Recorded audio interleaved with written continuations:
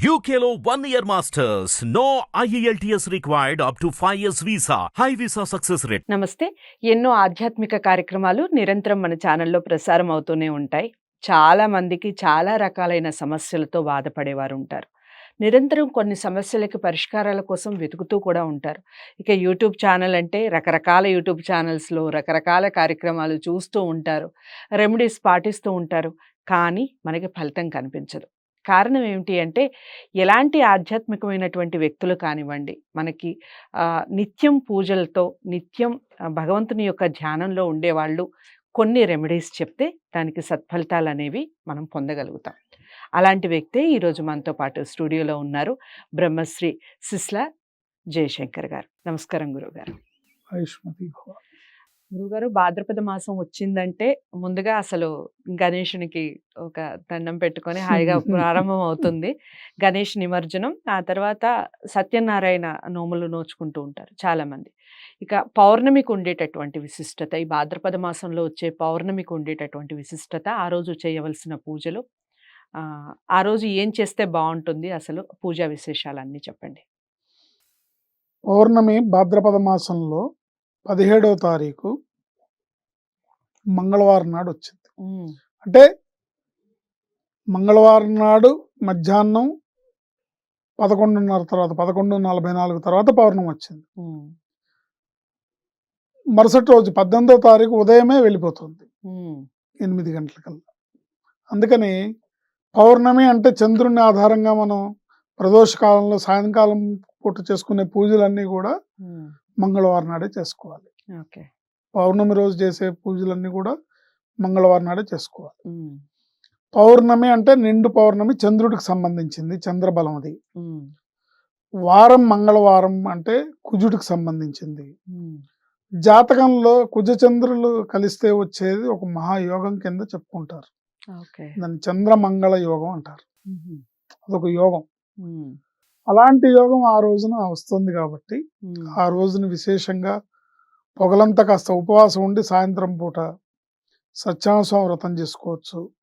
అనంత పద్మనాభ స్వామి వ్రతం ఆ రోజు అనంత పద్మనాభ స్వామి వ్రతం చేసుకోవచ్చు.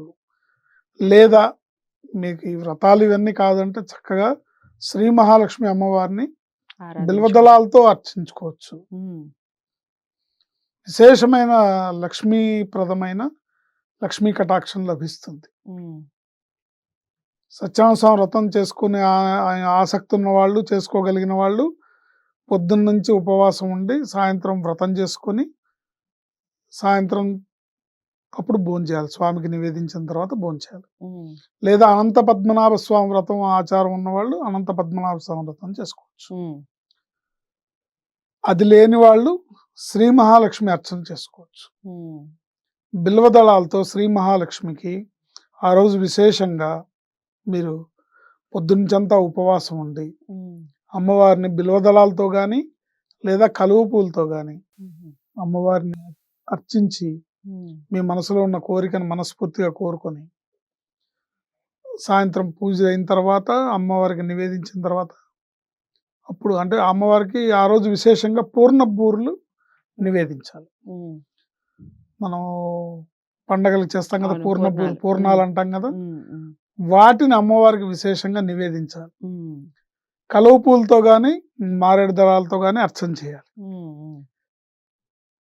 చేసి చక్కగా శ్రీ మహాలక్ష్మిని మనస్ఫూర్తిగా వేడుకుంటే తప్పకుండా మీకున్న ఆర్థిక బాధలన్నీ కూడా తొలగిపోతాయి. చక్కటి ఐశ్వర్య ప్రాప్తి లభిస్తుంది. ఇంకా కొంతమంది కాదండి, మేము మహాలక్ష్మి అర్చన కాదు, మేము లలితా సహస్రనామం చేసుకునే అలవాటు అండి మాకు అంటారు. అది కూడా చక్కగా చేసుకోవచ్చు. పౌర్ణమి రోజు ఒక ప్లేట్లో ఆవు పాలు పోసి ఆ ఆవు పాలల్లో చంద్రబింబాన్ని చూస్తూ లలితా సహస్రనామాన్ని చదివే ఆనవాయితీ చాలా మందికి ఉంటుంది. ఒకవేళ మీకు తెలియకపోయినా కూడా మీరు కూడా చేయొచ్చు. మీకు రోజు లలిత సహస్రనామం చేసుకుంటున్నారు, మీకు అలవాటే అన్నా కూడా ఈ రోజు మీరు చేయడం అనేది విశేషమైన ఫలప్రదం. మంగళవారం పౌర్ణమి కలిసి వచ్చింది కాబట్టి చక్కగా పౌర్ణమి వెలుతురులో ఏ బాల్కనీలోనూ కూర్చొని ఓ పెద్ద ఇత్తడి పళ్ళెంలో ఆవు పాలు పోసుకొని ఉమ్, ఆవు పాలు దొరకకపోతే ప్యాకెట్ పాలు. ఉమ్, సిటీలో దొరకాలి అంటే కష్టం కదా ఆవు పాలు అంటే. ఉమ్, సో ప్యాకెట్ పాలల్లో ఆటోమేటిక్గా ఆవు పాలు కలుస్తాయి. ఉమ్, పోసుకొని ఆ పాలల్లో చంద్రబింబాన్ని చూస్తూ ఉమ్, లలితా సహస్రనామాన్ని కనుక పారాయణ చేస్తే అమ్మవారి యొక్క కరుణా కటాక్షాల వలన అనేక రకాలైన ఇబ్బందులు, అనేక రకాలైన గ్రహ బాధలు, మీకున్న ఈతి బాధలు, మీ కోరిక ఏదైతే అది ఉమ్, తప్పకుండా నెరవేరుతుంది. ఓకే. మనస్ఫూర్తిగా చేసుకోవాలి, నమ్మకంతో చేసుకోవాలి. ఉమ్, భక్తి, శ్రద్ధ, విశ్వాసాలు ఇక్కడ ప్రధానమైనవి. ఉమ్, ఉమ్, భక్తి, శ్రద్ధ చాలా ప్రధానమైంది. ఉమ్, ఇప్పుడు పొద్దున్నుంచి ఉపవాసం ఉండమన్నాం కదా అని అయ్యో అమ్మో అని ఆకలేస్తుంది అనుకొని ఎప్పుడు చీకటి పడుతుందా, ఎప్పుడు పూజ అయిపోతే అప్పుడు భోంచేద్దాం అని అన్నట్టుగా కాకుండా ఉమ్, భక్తిగా అమ్మవారి మీద మనసును లగ్నం చేసి అమ్మవారి పాదాలను ఆశ్రయిస్తూ ఈ పూజ చేస్తే బ్రహ్మాండమైన అనుగ్రహం లభిస్తుంది. ఓకే. చాలా అంటే చాలా చక్కటి రెమెడీ చెప్పారు. అలాగే అసలు పూజ ఏ విధంగా చేసుకోవాలి అనేది కూడా అమ్మ దయ ఉంటే అన్ని ఉన్నట్లే. అన్నీ ఉన్నట్లే. చాలా చక్కటి స్లోగన్ కూడా చెప్పారు. ఇక మీరు పౌర్ణమి రోజు ఈ భాద్రపద మాసం పౌర్ణమి రోజు మీరు చేయాల్సిన పూజా విశేషాలు ఏమిటి? అమ్మవారిని ఏ విధంగా పూజించాలి అనేది చక్కగా విన్నారు కదా! విని పాటించే ప్రయత్నం చేయండి. పాటించాక వచ్చే ఫలితాలు ఏ విధంగా ఉన్నాయనేది కూడా ఖచ్చితంగా కామెంట్ బాక్స్‌లో తెలియచేయండి. గురువుగారిని కలవాలి అనుకుంటే జాతకాల రీత్యా, వాస్తు రీత్యా మీరు ఎటువంటి దోషాలైనా మీరు నివారించుకోవాలి, పరిహారాలు కావాలి అనుకున్నవారు స్క్రీన్ మీద కనపడే నంబర్‌కి కాల్ చేయండి. మరో మంచి అంశంతో మళ్ళీ మీ ముందుకొస్తాను. నమస్తే.